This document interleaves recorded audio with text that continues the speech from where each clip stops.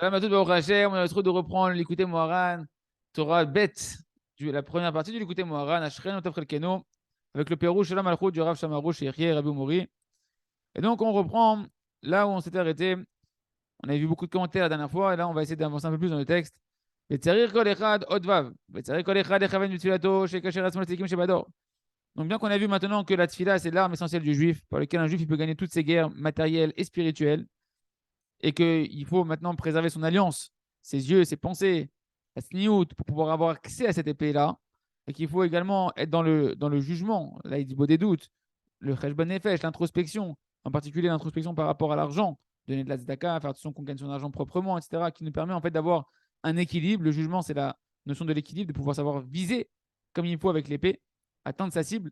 Il dit après, Rabbi Nachman, il faut encore penser au moment où on va prier, s'attacher nous-mêmes aux tzadikim de la génération. D'accord. Malgré que tu as tous ces atouts-là, déjà, tu dis, attends, c'est bon, c'est un guerrier celui-là, il sait manier l'épée, il a l'épée. Non, il faut encore s'attacher aux tzadikim. On a beaucoup expliqué ça dans le cours dernier, on avance. Kikol tzadik shebador, ubechinat Moshe Mashiach, Moshe Matzinu, tzadikim korin zelazé Moshe. Como Moshe Shapir Amarta.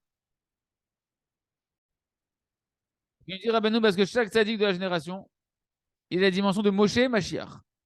Que Moshe, il lui-même en réalité la neshama du Mashiach, comme c'est marqué, comme on voit que les tzadikim, ils s'appelaient les uns avec les autres dans la Gemara, les Amoraïm, etc. Moshe Shabirka Amarta, Moshe, tu as bien, ce que tu as dit, c'est bien. Et donc on voit, il s'appelait pas Moshe en fait dans la Gemara. Là-bas, c'est Rava, par exemple, Rava, il posait quand il parlait, etc. Et tu vois que tu as Rav Safra qui pose une question à Rava, et comment il l'appelle? Il l'appelle Moshe. Donc, Kaniré, qu'en réalité, Moshe, c'est une appellation du tzadikim.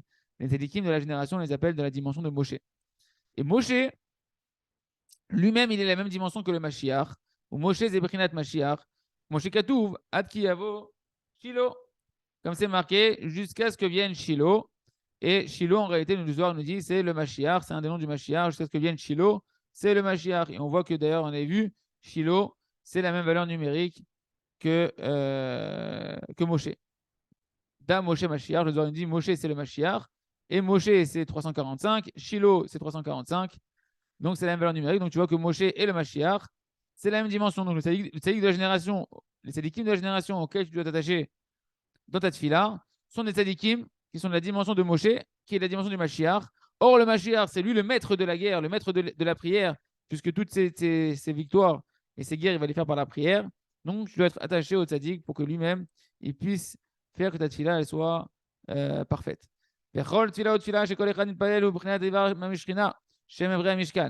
donc, chaque prière de chacun d'entre nous, chacun va prier, c'est la dimension d'un des membres de la Shrina, de la présence divine, qui sont en fait des membres du Mishkan, du tabernacle ou du Beth Amikdash, hein, de la maison d'Akadosh Baruch Hu. Parce qu'on a dit que quand tu pries, en réalité, qu'est-ce qui se passe? D'abord, la Shrina et le Mishkan, c'est la même dimension. Pourquoi? La Shrina, c'est la présence d'Hachem, et le Mishkan, c'est l'endroit où réside la présence d'Hachem. C'est la maison où tu peux te rendre compte de la présence d'Akadosh Baruch Hu. Shrina et Mishkan, c'est la même racine, c'est Shochen, c'est résider.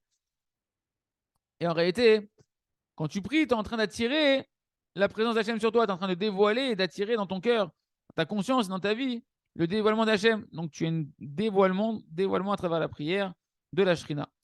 Et donc chaque prière, elle va constituer, elle va façonner la Shrina, la conscience divine de la présence divine sur terre à travers la prière de chacun d'entre nous.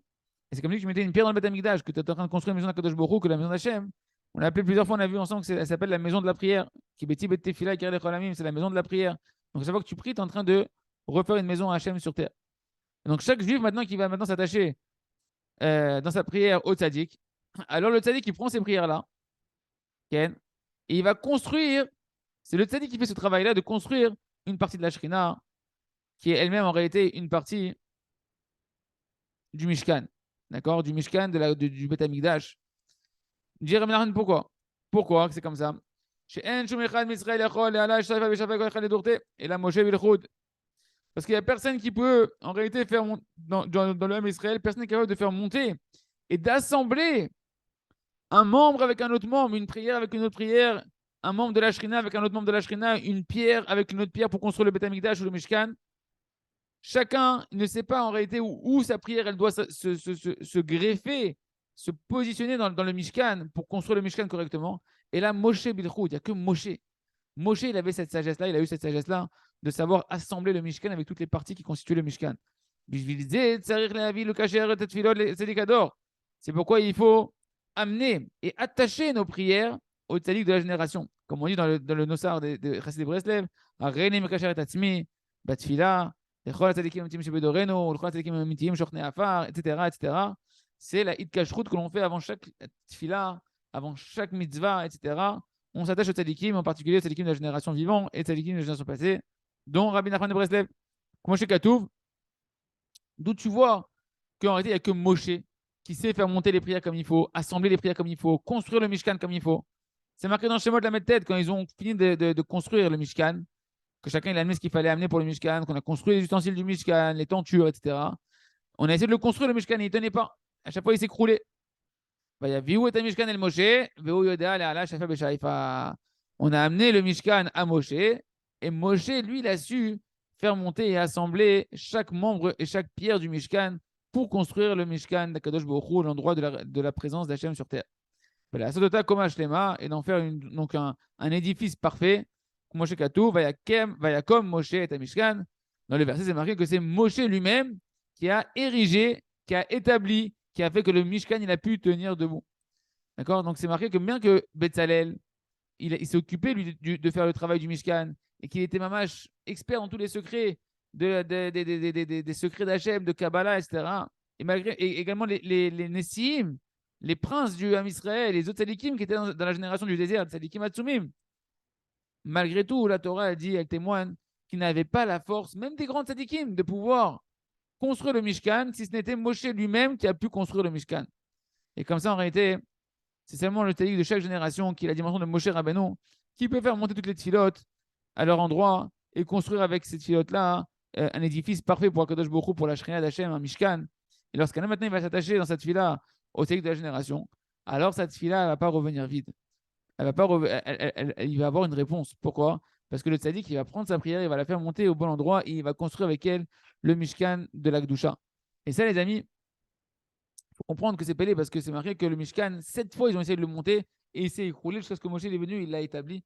Et c'est un match à la même dimension que 7 fois, le tzaddik, il tombe et il se relève. Tu vois que même la construction du Mishkan, elle est comme le Baal Tshuva, comme le juif, qui sans cesse, il tombe et il se relève, il tombe, il se relève. On a essayé de monter le Mishkan, qui est la construction pour faire résider Hachem. Donc ça représente que tu vas attirer Hachem dans ton cœur, tu veux qu'Hachem il vienne dans ton cœur, rester avec Hachem, paf, ça s'écroule. Tu échoues encore une fois, jusqu'à ce que quoi? Qu'on s'attache au tzaddik. Le tzaddik, c'est Moshe Rabbeinu. Le tzaddik, chacun doit chercher dans la génération, prier pour se rapprocher des tzaddikim authentiques de la génération. Plus tu vas t'attacher aux tzaddikim de la génération, et plus ils vont t'aider à pouvoir te relever rapidement et pouvoir construire ton Mishkan, ton lien avec Akadosh Baruch Hu, ta conscience d'Akadosh Baruch Hu de manière stable, sans avoir besoin de retomber sans cesse. Tant qu'on est sans Moshe, ça ne tient pas. Il n'y a que Moshe qui peut nous donner une stabilité. Il a fait, on va s'arrêter là pour aujourd'hui, et on reprendra demain pour la suite. Chazak, Venitrazek.